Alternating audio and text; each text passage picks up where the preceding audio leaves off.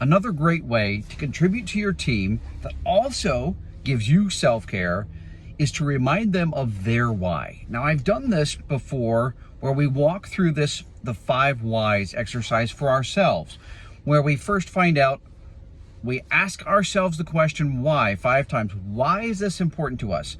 I joined this company. Why? Why is it important for me to be part of this team? Why is it important for me to do this kind of work? Why is it important for me to stay with this team? Those sort of questions, but you're asking, it's really getting into the motivators behind why we do what we do. Now, I recommend you do this for someone that's a close working colleague or someone who's a really bought in team member. If you're in leadership, someone who's really bought in, someone that you have confidence you could have that kind of a conversation with. And don't make it awkward or anything. Just in the midst of a conversation, you're sitting down and talking, say something like this. I really appreciate how invested you are into our team, how you give 110%, how you show up with a great attitude and mindset. It makes a difference for our team.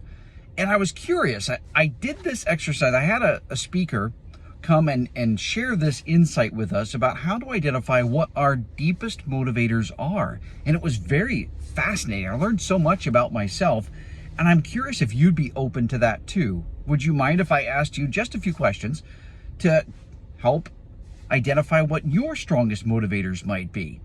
And then again, if you've got a good close working relationship with that person, they will probably say, sure. So tell them up front, I'm going to sound like a toddler here, but I'm going to be asking you the same question 5 times. But it will be a very interesting result after we do this.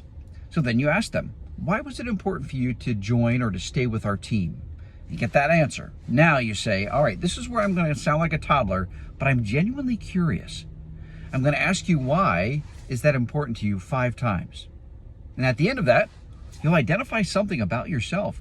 It's pretty amazing. So then you walk through the process. What I've experienced the vast majority of the time is that we start off with, seems like sort of a surface, like, yeah, this is why it's important to me. But as we go deeper, as we ask the question why 5 times, we identify it's usually, almost always, about others. And a really strongly emotional, motivating why. That's about others, not about themselves. It's fascinating. And I do this for myself every year. I recommend people do it at least once a year to find out what their motivators are, as they can change over time. But when you help bought-in team members identify their strongest motivators, it not only encourages them, but then it feels great to be able to encourage others like that too.